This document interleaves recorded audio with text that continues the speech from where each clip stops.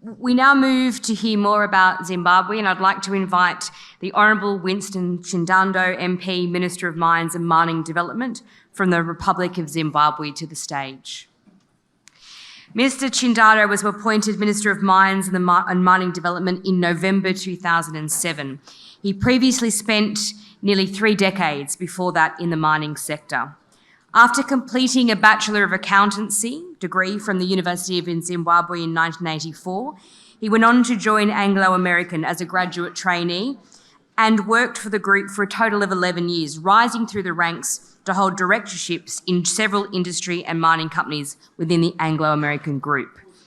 He has served as chairman of the Platinum Producers Association and vice president and president of the Chamber of Mines of Zimbabwe. During his corporate career, he sat on various boards, including the Zimbabwe School of Mines. Please welcome the Minister.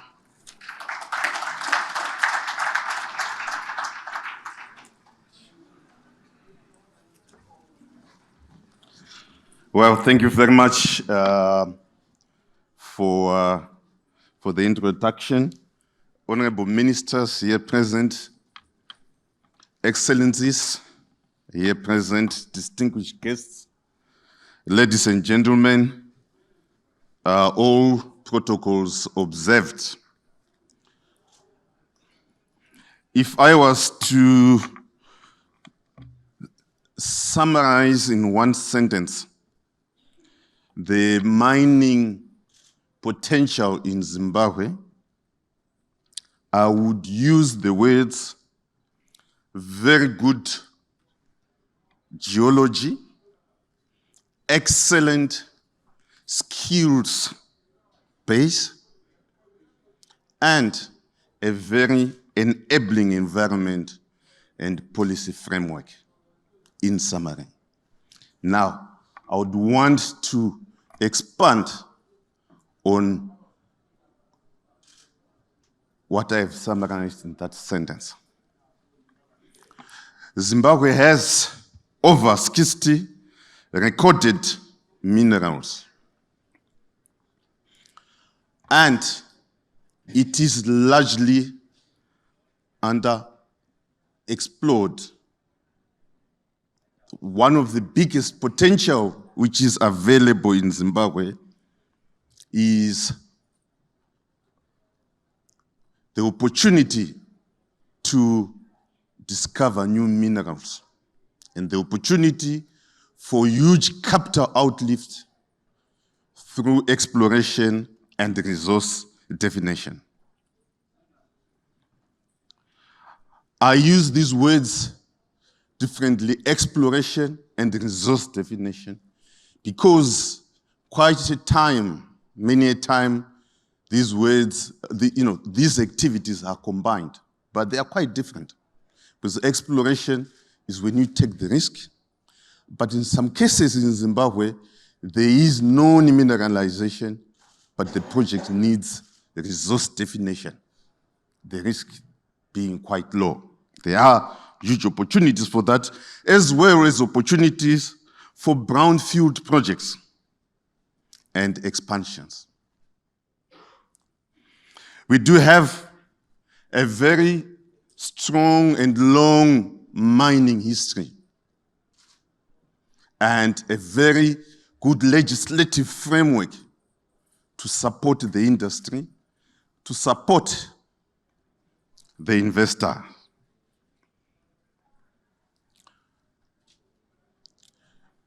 Government is very cognizant of the fact that to enable the growth of the mining industry, there is need to have policy clarity and policy consistency. And that is precisely what you get if you come to invest and operate in Zimbabwe. At the moment, from a base of 2.7 billion mining industry in 2018, we are on course to achieve the 12 billion milestone which was set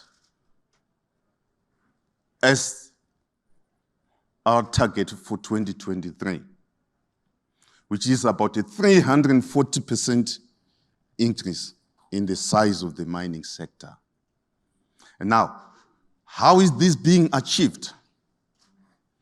This is being achieved through a combination of existing investors and new capital. Now, this, ladies and gentlemen, is testimony of a good environment for mining investment.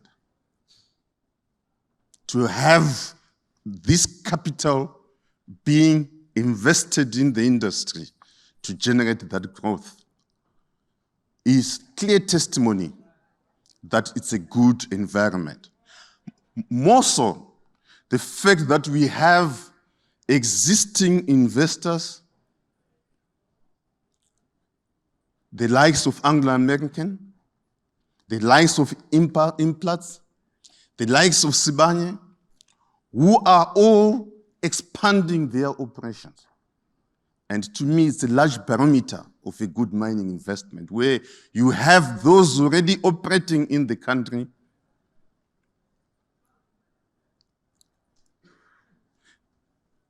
expanding their footprint. We also have very significant new investment coming in. And they also fairly significant capital coming in from Australian investors. We do have some of the notable transactions, being the lithium, the Prospect Resources lithium project. We have the Invictus oil project, plus quite a few others. We do have this investment, a huge increase in the mining footprint. And once again, it's testimony of a good mining destination. In my summation, I said that there is an excellent skills base. The skills base in Zimbabwe is second to none. It's as good as you can get anywhere in the world. We do have an excellent skills base, which is backed by one of the highest literacy rates, which is backed by very good educational framework, up to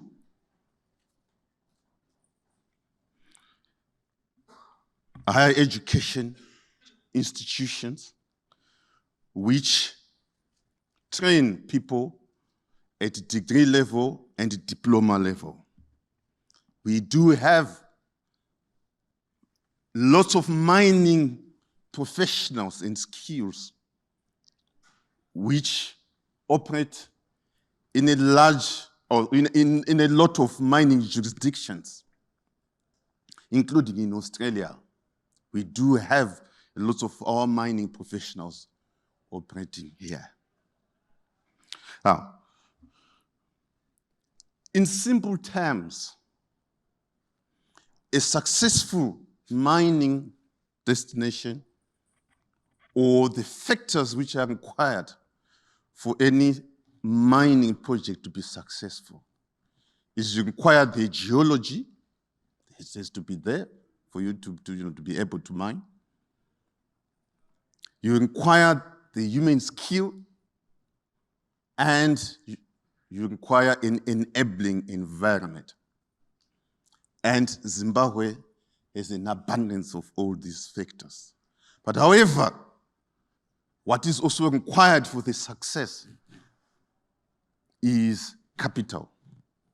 Capital which is commensurate with the geology of a particular project and This is one of the issues which we are on a drive to try and mobilize capital. Once again, like I said, the success from a very deliberate policy intervention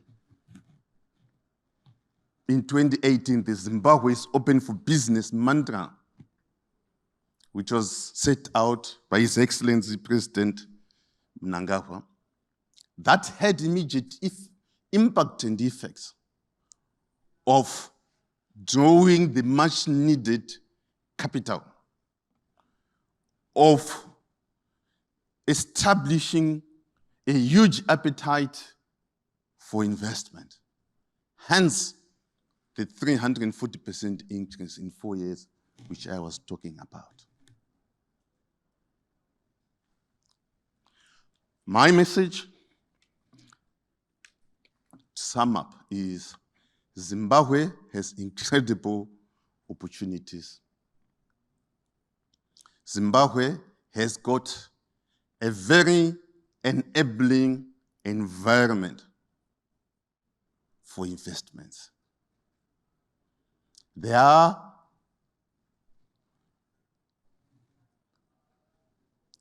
a lot of enablers which are in place to ensure that investors, at the end of the day, get a return on their capital, and there is a win-win situation between investors, the government, and the people of Zimbabwe. Ladies and gentlemen, I look forward to having some of the companies represented in this room following up on the immense opportunities which are available in the Republic of Zimbabwe. I thank you.